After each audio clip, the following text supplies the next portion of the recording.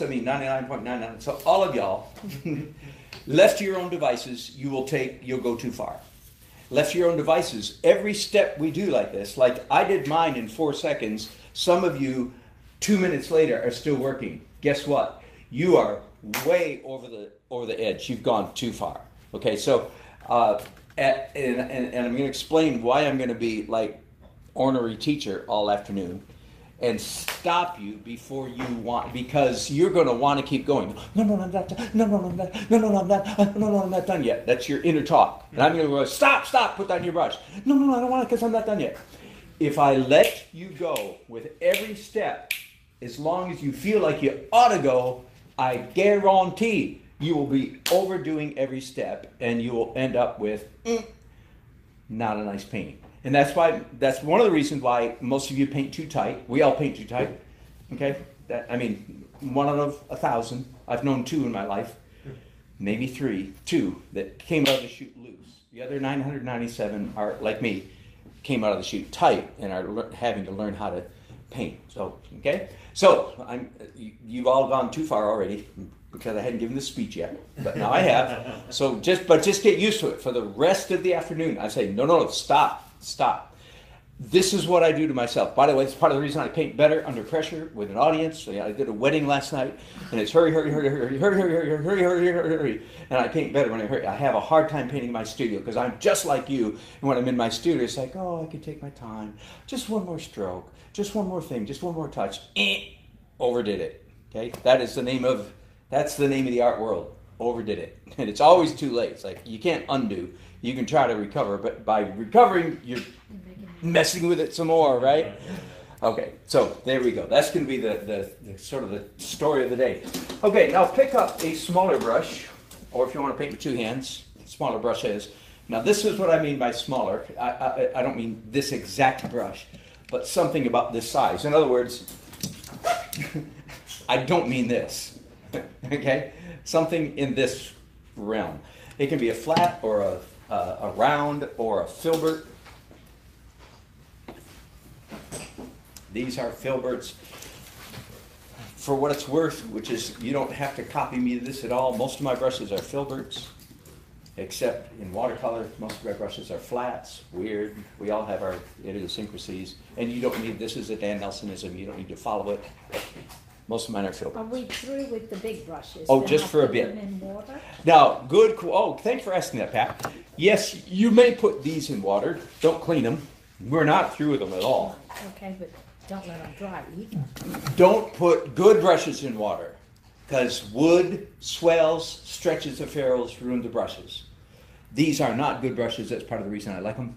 So you can just leave you can put the chip brushes in water, but don't ever, even for 5 minutes. And I see that all the time. Students they drop their brushes in their water bucket. So how are you supposed to get the paint off before you have to go? Acrylics are terrible paints. They hate brushes and clothing and everything else. They're very hard to paint with, so you have to clean them. The bane of my existence is cleaning brushes. Yeah, but you don't sit them in water, because that will. But you clean them in water. Yeah, you clean them in water, and you don't leave them sitting there for 5 minutes. Right. So you don't go on and do something else, and then come back 4 or 5 minutes later and pick these up. Too late already. These are on their way to being ruined. Okay, so there you go. Brush hygiene. Okay, so a brush or 2, and let's pick up I guess we can just do red, so you don't have to mix up another color. Let's do some really quick drawing. Okay, so now we have a whole new world of issues and problems to deal with. Let's talk about this photograph just for a minute. What's good about it and what's bad about it? Snap, talk to me. What's good about this photograph? Look at it. And what's bad about this? I want you to be a critic, a judge. And you're a photography teacher. And you're telling your student, well, here's what's good and here's what's bad. You won't hurt my feelings. I know this is a lousy photograph. But I want you to tell me why it's lousy and what's good about it. If you want the boat to be your center focus, that front part of it, it's really kind of centered. Very good. So don't you need to move it up or down? Perfect, Nancy. Exactly. exactly. Composition, not so hot. It's right smack dab in the horizontal middle. Right. Perfect. Thank you. That's probably the biggest factor. So, and which way, and here's the point, and you said it perfectly. Up or down, your choice. Now, I suppose we could all do the same thing, but we don't even need to. You know, and you can use a brush and say, well, how would it look if, you know? One of the ways you can ask this question, well, what's more interesting, the foreground or the background? Neither of them are like humdingers. Neither the dirt nor the trees are terribly interesting, so even that doesn't help a lot. Anybody want to venture an opinion? Would you move it down? Nancy, you said it. Would you like to move the boat up or down? I think I'd move it down because I don't see a lot of things happening in that foreground. You have to be real creative. I think I would too. Does anybody still have my painting open? I think you might have moved it down, but it seems like you. It's just about in the middle. I think it's you cropped the whole photo. I did. I cropped the whole photo. That's a good You tip. brought it up closer. Yeah. There it is. Thank you. Today I'm inclined to how- move it down. He filled Now, up his whole but canvas. if you do, right, so I cropped it a good bit. If you do move it down, though, I have become aware of one problem with this photograph. If you do move it down, you don't want the boat parallel with the bottom of the canvas, parallel. That's kind of a bad thing about the photograph. It's like this one perfectly horizontal shape Yeah. right through the middle of the painting, photograph. Get it? That's weak. Now, does it go up or down? I feel like it goes down slightly toward the front. It seems like you exaggerated Yes. a little bit in your painting. Exactly. So here's what I'm going to do. I am going to move it down. Thank you, Nancy. And I'm going to move it at an angle. Okay, so here's my bottom of the boat. Now, by the way, so am I positive that this is a good decision? The answer is, heck no. I think it is. And there's part of the risk about doing painting. Now, that's part of the reason for doing sketches ahead of time. Yeah. Not a bad idea. Do several little thumbnail sketches to work these things out. We're not doing that today, partly because we don't have time, and I don't normally do sketches, even though I feel like I should, but I don't feel that way very intensely, so I don't. So there's my solution. You can see what I've done. I've moved it down, and you see I've changed the angle of the bottom of the boat. So it's not parallel to the bottom of the canvas. You see? Here's my bottom of the boat right here. It's not horizontal, it comes down. And I look at the photograph and say, am I going to be able to carry that drawing off successfully, the drawing of the boat, if I change it? And my feeling is, heck yeah, it's easy. All I'm doing is like turning the boat, so it's getting bigger as it comes toward us. Yeah. Does that make sense? Now the top of the boat, conversely, I've exaggerated the upness of it. I've made it so, like Bill, you've got yours perfectly horizontal, which I think is not as exciting a composition as if you make the front of that boat come up. Now what happens if, like Bill did here, if your first line was right straight across like that? Let me cover this really quickly. What do you do with mistakes? And the answer is celebrate. Those mistakes will serve you well in the later stages of the painting process. So don't get mad and try to erase them. Don't get mad at yourself. Don't beat yourself up. That's a big thing. Just redraw where you think the line ought to be. And Bill, you don't have to do what I'm saying. But I'm thinking that going up at an angle will make it more interesting. And by the way, I have done this photograph 3 times at least, and some of the mistakes I'm talking to you about are mistakes that I've made in some of my painting versions that didn't turn out so well. There's the one that you're looking at on my website. It has some nice things about it, but even it has some weaknesses. Okay, are y'all caught up? You should be done with that by now. Are we using transparent paint for Yes. the drawing too? Yes, thank you for specifying that. Yes, absolutely. So dip your brush into medium and damp brushes so that it is transparent. Okay, now let's go ahead and do the house. Any observations about the shed house that you think? I don't like the way the back of the boat is lost in the white of the house. Yeah, good point. Looks like it's Good one point. thing. And it hides the Definitely. house. And it what? The whole boat hides the house. Yeah, but we don't want a boat here and a house here. So we do want them overlapping for sure. And then they create sort of a one shape. Bill's point, good, well taken. Now there is this beauty of the lost edge. You know, universal in painting, the lost edge. But I don't think this is a nice lost edge. I think this is confusion. That's right. Right. Watch me for just a minute, if you would.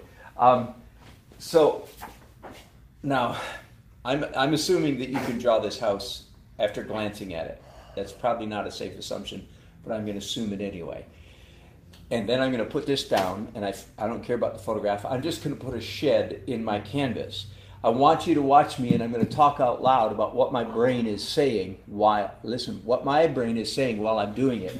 As I'm seeing this as a composition. Here's the boundaries of my composition. And I'm thinking, where am I going to put this squarish shape with a little triangle at the top, the roof at the top? Where am I going to put it in this composition, in this rectangle, so that it feels good? So in other words, I'm not paying really any attention to the photograph right now. This is all composition thinking. Does it make sense? Now I can look back and say, now, what's that look like again? Because I'm using the photograph to help me think of things I wouldn't have thought of. And I'm not sure that my lines right here are perfect. Do you see? I sort of have the mass of this house. I'm seeing it here. Oh, you know what? Excellent. Wouldn't you know? Almost classic textbook perfect 1/3. Law of thirds. Okay. Yeah. Now let me throw one other thing at you. There's this principle or syndrome. Actually, I call it the donut hole syndrome. And it happens in landscapes. If the landscape has an object in it, like a house or a shed or a boat and a shed, if all of those are contained inside the boundary of the painting, it's like a donut hole. You've got stuff all around, and the thing this, like if you paint your grandma's house or your grandma's tobacco barn, for goodness sake, don't paint the tobacco barn in the middle of the canvas. Are you with me? Donut hole. We don't eat the hole, we eat the donut. We want it to look nice and to have a great big hole in the middle of your painting, even if the hole is the shape of a tobacco barn, or in this case, the shape of a shed and a boat. So to alleviate that, we try to connive some way. We scratch our chin saying, we need to have some part of this going off the canvas. Now, it just so happens that this gives us a little idea, because there's some kind of weird concrete thing happening. I think it's concrete down here. Do you see that? And there's an old sofa by an old overstuffed chair. You may or may not. Now, but that's a classic idea, by the way. That's a classic. Why do we use a photograph? Because without the photograph, we would never put an overstuffed chair on the porch. Right? Are you with me? Now, we may decide not to. That's an editorial decision. I don't want to do the overstuffed chair. But doggone it, you wouldn't have thought of doing that. So it's like, because that may be just the little human touch charm. I'm not telegraph. I don't know which way I'm going to go on that. But, okay, anyway, let's go back to the concrete porch. So we have a real easy something. I don't know what it is, but there's some part of this shed that goes off the canvas, and now I've alleviated or fixed the donut hole syndrome, because part of the shed goes off the canvas to the left. Okay? Now, believe me, and this is supposed to be about painting like the old masters. What we're doing now is compositional issues, and I could talk, whether I could teach, I could talk for 4 hours straight about composition. So, we're not going to. It's a huge subject, lots of fun. Knock yourself out, go home, watch some YouTube videos, and read some books about composition, and we'll just let it go at that. But we had to touch on it a little bit here, getting started.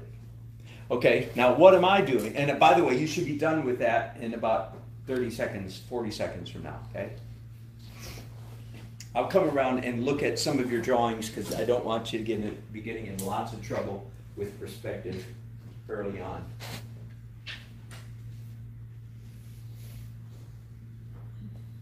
Yeah, if I may, if this angle, this part of the boat goes that way. Oh. And this will work, but if the boat is really coming down with this, then we'd be seeing into the boat. You're asking yourself to do a lot of drawing. It's not in the photograph at all.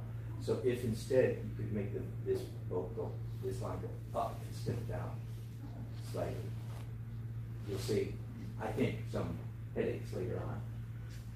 Maybe if I go too high. Yeah, okay, so you're bringing it down a little bit?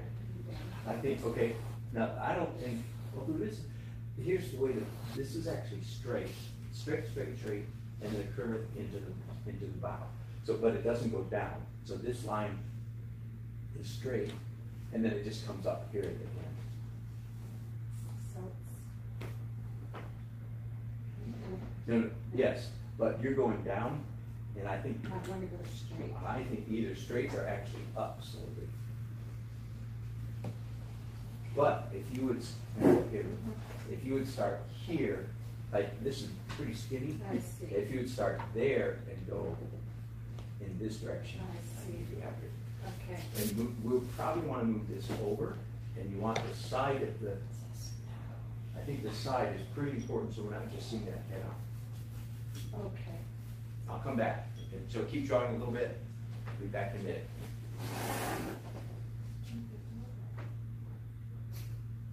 What? Good to have you back. Good to have you back in the park. Thank you. We'll try to get all that Great. MFA beat out of you. Yeah, let's do that. Hold on.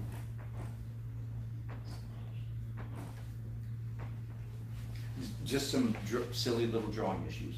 The front of this boat is really straight. It curves a little bit here, but it goes straight up there. So it's not a canoe. It actually goes straight. And yeah, I think that's good. Okay, thank you. I think that's good. Yep. Good job. Oh, I come back to you for seconds. Okay, no, one of the things I want to say is don't bother trying to erase erroneous mark. Everybody hearing this? Do not erase, and you'll hear why as the afternoon goes on. If you make a mark and then you go, that ain't right, and then you make the correct mark, you don't go back and try to fix the erroneous mark. There's a lot of ways I could say this. I've already said this one time, I'll say it again. A big part of our goal at this stage of the drawing is to create a lot of chaos. Now, I don't really expect you to savvy that. I don't expect you to go, I expect you to go, that doesn't make any sense, but it's what he's saying. There must be some good reason for saying it, because I just can't explain everything all at once. But we want a lot of mess. I'll use that word. We want a lot of mess, or we want a lot of texture, or we want a lot of lines, even, yea, verily, erroneous lines on your canvas, because when it comes to the final painting, I'll point to either of these paintings. How come they're so